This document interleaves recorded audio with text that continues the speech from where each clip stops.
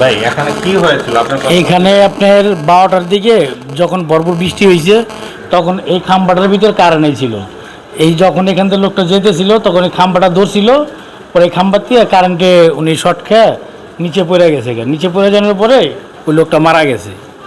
তো ওই খাম্বাটার ভিতরে কারেন্ট এসে পড়ছিল, আর এখানে পানি ছিল। তখন এখানে পানি ছিল, পানির কারণে আর কি ওই লোকটা আর কি এখান থেকে করতে পারেনি, সরতে পারেনি।